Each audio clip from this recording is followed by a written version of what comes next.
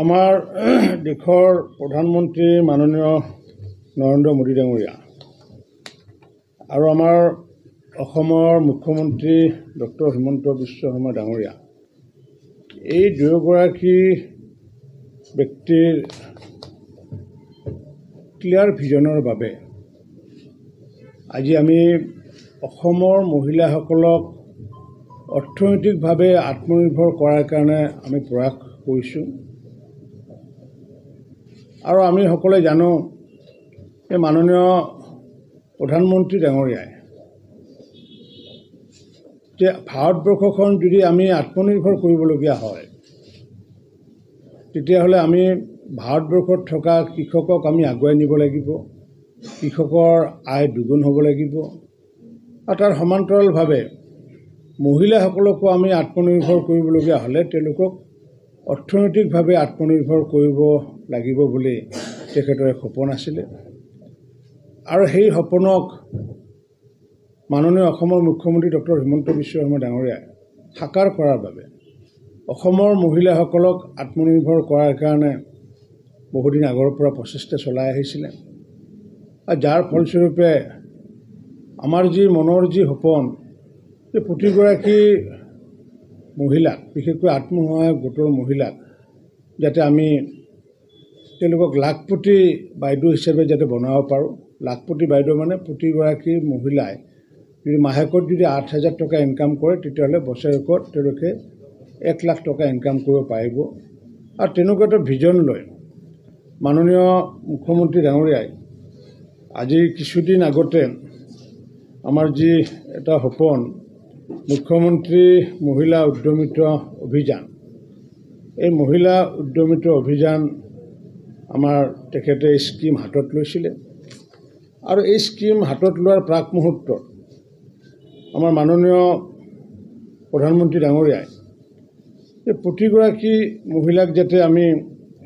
Self help গ্ৰুপৰ জৰিয়তে যাতে সকাহ দিব পাৰোঁ তাৰ কাৰণেও ব্যৱস্থা লৈছিলে আৰু এতিয়ালৈ অসমত আমাৰ যি 39,29,000 যি আমাৰ সেল্ফ হেল্প গ্ৰুপৰ সদস্য আছে বা আমাৰ যি 3,58,000 যি আমাৰ সেল্ফ হেল্প গ্ৰুপৰ সংখ্যা আৰু সেই সংখ্যাৰ প্ৰতিগৰাকী 10গৰাকীকৈ ধৰিলে আমাৰ 39 লাখ সেল্ফ হেল্প গ্ৰুপৰ সদস্য আছে আৰু সেই সেল্ফ হেল্প গ্ৰুপ যে অকল গঠন কৰি চৰকাৰ যে বহি থাকিব এনেকুৱা নহয়। পোনপ্ৰথমতে আমাৰ ভাৰতৰত্ন অটল বিহাৰী বাজপেয়ী ডাঙৰীয়াই এইটো সপোন দেখিছিলে যে মহিলাসকলক আগুৱাই নিব লাগিব আৰু তাৰ পৰৱৰ্তী সময়ত 14 চনৰ পিছত দেশৰ প্ৰধানমন্ত্ৰী নৰেন্দ্ৰ মোদী ডাঙৰীয়াই ভাৰত চৰকাৰৰ পৰা আমি এতিয়ালৈ আমি যি সেল্ফ হেল্প গ্ৰুপৰ ৰিভলভিং ফাণ্ড হিচাপে আমি এতিয়ালৈ প্ৰায় 555 কোটি টকা আমি ইতিমধ্যে তেওঁলোকক আমি প্ৰদান কৰিছোঁ আত্মসহায়ক গোটক ৰিভলভিং ফাণ্ড হিচাপে আৰু ঠিক তেনেকুৱাকৈ আমাৰ কনকলতা মহিলা যি সবলীকৰণ আঁচনি সেইটোৰ জৰিয়তেও আমি যি 445 কোটি টকা ইতিমধ্যে আমি তেওঁলোকক প্ৰদান কৰিবলৈ সক্ষম হৈছোঁ আৰু এইটো দুয়োটা যদি আমাৰ হিচাপ যদি চোৱা যায় তেতিয়াহ'লে আমি দেখা পাওঁ যে এতিয়ালৈ আমি সেল্ফ হেল্প গ্ৰুপৰ বিভিন্ন ধৰণে ৰিভলভিং ফাণ্ডে হওক বা তেওঁলোকক কেপিটেল ছাবচিডিয়ে হওক বা অসম চৰকাৰৰ কনকলতা মহিলা সবলীকৰণ আঁচনিৰ জৰিয়তে হওক এতিয়ালৈ আমি অসমৰ সেল্ফ হেল্প গ্ৰুপৰ নামত এতিয়ালৈ 2023 কোটি টকা বিভিন্ন ধৰণৰ ৰিভলভিং ফাণ্ড বা কেপিটেল ফাণ্ড দি পেলাই আমি সহায় কৰিছোঁ যাতে সেল্ফ হেল্প গ্ৰুপসকলে যাতে নিজস্বভাৱে বিভিন্ন যাতে সামগ্ৰী যাতে প্ৰস্তুত কৰিব পাৰে আৰু সেই সামগ্ৰীসমূহ যাতে আমাৰ ভাৰতৰ বজাৰত যাতে আমি বিক্ৰী কৰি তাৰ পৰা যাতে তেওঁলোকে লাভৱান হ'ব পাৰে আৰু তেওঁলোকক মাৰ্কেট লিংকেজ দিলে বেংকৰ পৰা যদি আমি তেওঁলোকক বেংকৰ লগত যদি লিংকেজ কৰাই দিব পাৰোঁ তেতিয়া নিশ্চিত ওপৰত আমি তেওঁলোকক আগন্তুক দিনত আমাৰ যি সপোন আছে লাখপতি আমি কৰিব পাৰিম। কিন্তু লাখপতি কৰাৰ প্ৰাক মুহূৰ্তত আমি ভাৰত চৰকাৰৰ পৰা 1577 কোটি টকা আৰু অসম চৰকাৰৰ পৰা 445 কোটি টকা আৰু সৰ্বমুঠ 2023 কোটি টকা ইতিমধ্যে তেওঁলোকক আমি প্ৰদান কৰিছোঁ আৰু এইখিনি প্ৰদান কৰাৰ পিছত অসমৰ মাননীয় মুখ্যমন্ত্ৰী ডাঙৰীয়াই মুখ্যমন্ত্ৰীৰ মহিলা উদ্যমিতা অভিযানৰ জৰিয়তে ইতিমধ্যে প্ৰায় আমি 32,21,290 গৰাকী এনেকুৱা সদস্যা আমি চিনাক্ত কৰি লৈছোঁ আৰু এই চিনাক্ত কৰাৰ প্ৰাক মুহূৰ্তত তেওঁলোকৰ বিভিন্ন ধৰণৰ ভেৰিফিকেশ্যন আৰু দুবাৰকৈ ভেৰিফিকেশ্যন হৈছে আৰু এতিয়াও থাৰ্ড ভেৰিফিকেশ্যন চলি আছে আৰু এনেকুৱাকৈ আমি প্ৰায় 30 লাখ অতি কমেও 30 লাখ মহিলা সদস্যা মাননীয় মুখ্যমন্ত্ৰী ডাঙৰীয়াই পোনপ্ৰথমতে তেওঁলোকক যাতে বেংকৰ লেনদেন কৰাৰ কাৰণে বা তেওঁলোকক যাতে কামত যাতে আমি অগ্ৰসৰ কৰাব পাৰোঁ তাৰ কাৰণে প্ৰতিগৰাকী সদস্যাক আমি 10,000কৈ টকা দিয়াৰ কথা ভাবিছোঁ আৰু এই মুখ্যমন্ত্ৰী ডাঙৰীয়াৰ এইটো উদ্দেশ্য এইটোৱে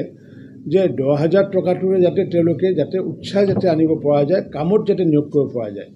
কাৰণ মাননীয় মুখ্যমন্ত্ৰী ডাঙৰীয়াৰ সপোন এটাই যে যেতিয়ালৈ আমি অসমৰ মহিলাসকলক আমি আত্মনিৰ্ভৰ কৰিব নোৱাৰিম তেতিয়ালৈ আমি অসমখন আমি আত্মনিৰ্ভৰ কৰিব নোৱাৰিম মাননীয় মুখ্যমন্ত্ৰী ডাঙৰীয়াই যি আশাৰ কথা কৈ আছে যে আমি 1ৰ পৰা 5 নম্বৰ যদি আমি স্থানত যদি স্থলাভিষিক্ত হ'বলগীয়া হয় তাৰ আগে আগে নিশ্চিত ওপৰত মহিলাসকলক আমি আত্মনিৰ্ভৰ কৰিব লাগিব যাৰ কাৰণে এনেকুৱা আমাৰ যি অভিলাষী আঁচনি মুখ্যমন্ত্ৰীৰ মহিলা উদ্যমিতা আঁচনি আৰু এই আঁচনিটো যদি আমি আগন্তুক দিনত যেহেতু আমাৰ এতিয়ালৈ লাখপতি বাইদেউ আমাৰ প্ৰায় 8,50,000 লাখপতি বাইদেউ আছে আৰু সেই লাখপতি বাইদেউগৰাকী প্ৰকৃত অৰ্থত তেওঁলোকে যি অতি কমেও যদি আমি 30 লাখ যদি মহিলাক যদিও আমাৰ 32 লাখ যদিও আমি পাইছোঁ 30 লাখ মহিলাক যদি আমি 1 লাখকৈ যদি টকা যদি ইনকাম কৰা যদি বাদ দেখুৱাই দিব পাৰোঁ তেতিয়াহ'লে নিশ্চিত ওপৰত অসমত আমাৰ অসমৰ মহিলাসকলে সদস্যাসকলে 3,000 কোটি টকাৰ তেওঁলোকে ব্যৱসায় কৰিব পাৰিব প্ৰতি বছৰত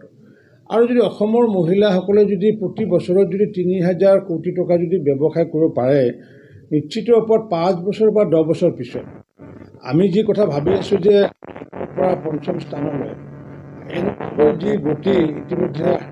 মুখ্যমন্ত্ৰী ডাঙৰীয়াৰ নেতৃত্বত নিশ্চিত ওপৰত প্ৰতি মাহত প্ৰতি বছৰত যদি 3,000 কোটি টকা আমাৰ অসমৰ মহিলাসকলে তেতিয়াহ'লে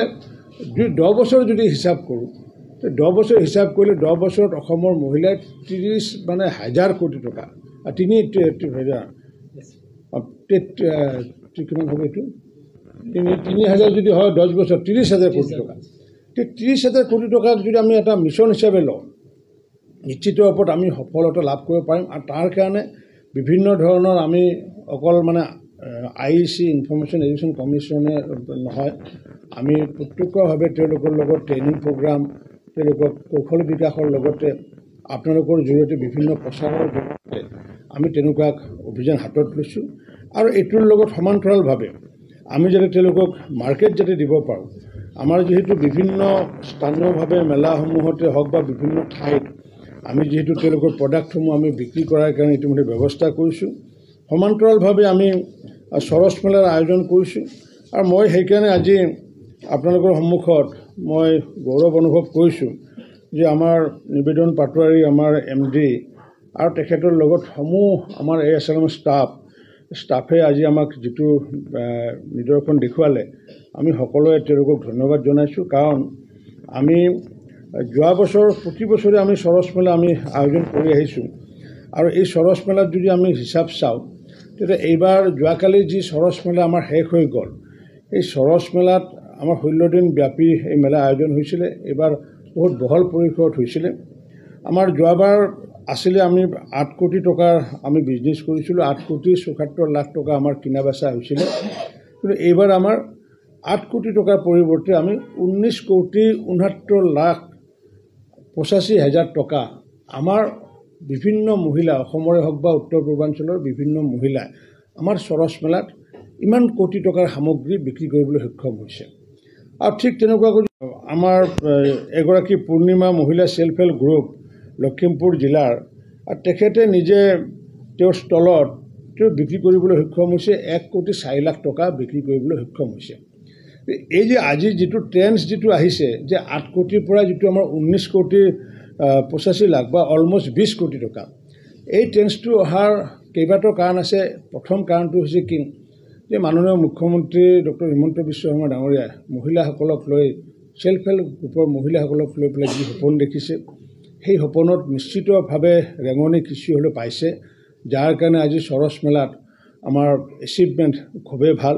ঠিক এনেকুৱাকৈ আমি এখন ৰাজ্যিক ভিত্তিৰ ওপৰত এখন আমি জিলা ভিত্তিতো আমি আয়োজন কৰোঁ। এইবাৰ জিলা ভিত্তিতো আমি ডিব্ৰুগড়তো আমি আয়োজন কৰিছিলোঁ আৰু ডিব্ৰুগড়তো আমি আয়োজন কৰোঁতে 2,60,00,000 টকাৰ সামগ্ৰী বিক্ৰী হৈছে। পূৰ্বৰ আগতে যি শোণিতপুৰতকৈ এইটোৰ এচিভমেণ্টটো খুবেই ভাল। গতিকে জিলা পৰ্যায়তে হওক বা ৰাজ্যিক পৰ্যায়ত আমাৰ সেল্ফ হেল্প গ্ৰুপৰ যি আমাৰ অসমীয়া সৰস মেলাই এইটো প্ৰমাণ কৰি দিছে যে আমাৰ মহিলাসকলে নিশ্চিত ওপৰত আগুৱাই আহিছে আৰু এনেকুৱাকৈ যদি আমি আগুৱাই গৈ থাকোঁ যে আগন্তুক দিনত আমি নিশ্চিত ওপৰত অসমৰ GDP বাঢ়িব আৰু আমিও তেওঁলোকক যথেষ্ট যেনেকুৱাকৈ 2,000 কোটি টকাৰ আমি যেহেতু তেওঁলোকক ৰিভলভিং ফাণ্ড বা চেণ্ট্ৰেল ফাণ্ড বা কনকলতা মহিলা আঁচনি দিছোঁ, ইয়াৰ উপৰিও তেওঁলোকক ইতিমধ্যে আমি প্ৰায় 10,908 গৰাকীক যিসকল আমাৰ কেডাৰ আছে সেল্ফ হেল্প গ্ৰুপক চোৱা চিতা কৰাৰ কাৰণে বিভিন্ন সখী আছে, সেই সখীসকলক ইতিমধ্যে আমি 10,900 গৰাকী সখীক আমি স্কুটি প্ৰদান কৰিছোঁ, যাতে তেওঁলোকে সেল্ফ হেল্প গ্ৰুপৰ বিভিন্ন অঞ্চলত গৈ পেলাই ঘূৰা মেলা কৰি পেলাই যাতে তেওঁলোকক মোবিলাইজ কৰিব পাৰে। আকৌ অকল স্কুটিয়ে দিয়া নহয়, স্কুটিৰ লগত যাতে কিছু ন্যূনতম যাতে তেওঁলোকক আমি যাতে ফুয়েল যাতে দিব পাৰোঁ 500 পাৰ মান্থ 500 প্ৰতি মাহত আমি 500 টকা দিছোঁ, যাতে তেওঁলোকৰ পকেটত টকা নাযায়, যাতে এইখিনি কৰিবলৈ যাওঁতে আমাৰ চৰকাৰী টকাৰে আমি ব্যৱস্থা কৰিছোঁ আৰু এনেকুৱাকৈ প্ৰায় 50 কোটি টকাৰ স্কুটি ইতিমধ্যে আমি তেওঁলোকক প্ৰদান কৰিছোঁ। আগন্তুক দিনত মাননীয় মুখ্যমন্ত্ৰী ডাঙৰীয়া পুনৰ 5,000 তেনেকুৱাকৈ সখীক আৰু স্কুটি দিয়াৰ ইতিমধ্যে সিদ্ধান্ত গ্ৰহণ কৰিছে, বাজেটত টকা আবণ্টন কৰিছে আৰু সম্ভৱতঃ মাননীয় মুখ্যমন্ত্ৰী ডাঙৰীয়াই বহাগ বিহুৰ আগে আগে পুনৰ 500 গৰাকী তেনেকুৱা সখীক স্কুটি প্ৰদান কৰি যাতে আমি যাতে পুনৰ যাতে এই মহিলাসকলক যাতে সংগঠিত কৰি পেলাই যাতে মহিলাসকলে নিজৰ উৎপাদন যাতে বৃদ্ধি কৰি এখন সুন্দৰ বজাৰ অসমৰ সুন্দৰ বজাৰ সৃষ্টি কৰাৰ লগতে তেওঁলোকৰ যাতে আত্মনিৰ্ভৰ হ'ব পৰা যায় তাৰ কাৰণে নিৰলসভাৱে প্ৰচেষ্টা চলোৱা হৈছে। গতিকে মই আজি যি আমি সফলতা আমি লাভ কৰিছোঁ তাৰ কাৰণে আমাৰ দেশৰ প্ৰধানমন্ত্ৰী নৰেন্দ্ৰ মোদী ডাঙৰীয়া, আমাৰ অসমৰ মুখ্যমন্ত্ৰী ডক্টৰ হিমন্ত বিশ্ব শৰ্মা ডাঙৰীয়া আৰু লগতে আমাৰ ASLM আমাৰ যি বিভাগৰ আমাৰ আসাম ষ্টেট ৰুৰেল লিভলিহুড মিছনৰ MD নিবেদন পাটোৱাৰী আদি কৰি সমগ্ৰ যিমানবোৰ ষ্টাফ আমাৰ এই মিছনৰ আৰু সমগ্ৰ জিলাসমূহৰ ষ্টাফসমূহৰ লগতে আমাৰ যিমান CLF আছে, যিমান VO আছে, যিমান সেল্ফ হেল্প গ্ৰুপৰ মহিলা সমিতিৰ সদস্যসকল আছে, সকলোকে মই আন্তৰিক ধন্যবাদ জনাইছোঁ। আৰু বিগত দিনকেইটাত সৰস মেলাত আপোনালোকে সংবাদ মাধ্যমে যি আমাৰ প্ৰচাৰ কৰিলে নিশ্চিত ওপৰতে প্ৰচাৰৰ কাৰণেও আমাৰ এইবাৰ বিক্ৰী ভবাতকৈ মই নিজে ভাবিছিলোঁ যে আমি হয়তো 15 কোটিতকৈ হয়তো অতিক্ৰম কৰিব নোৱাৰিম, কিন্তু আপোনালোকৰ প্ৰচাৰ আৰু প্ৰসাৰৰ বাবে আজি 19,85,00,000 টকা বিক্ৰীৰ এক অভিলেখ স্থাপন আমি কৰিবলৈ সক্ষম হৈছোঁ। ভাৰত চৰকাৰো ইতিমধ্যে কেইবাগৰাকী বিষয়াই মোক আজি ৰাতিপুৱা এইটো বিষয়লৈ ফোন কৰিছিলে, মাননীয় মুখ্যমন্ত্ৰী ডাঙৰীয়াক ধন্যবাদ জনাইছে। গতিকে এনেকুৱা এটা পৰিৱেশ যদি আমি ৰচনা কৰিব পাৰোঁ নিশ্চিত ওপৰত আমি অসমৰ প্ৰতিগৰাকী মহিলাক আমি আত্মনিৰ্ভৰ কৰিব পাৰিম আৰু প্ৰতিগৰাকী মহিলাই আত্মনিৰ্ভৰ হ'লে নিশ্চিত ওপৰত অসমখন আমি 1ৰ পৰা 5ম স্থানলৈ ধাৱমান হ'ব পাৰিম। মোৰ আজি বিষয় এইখিনি।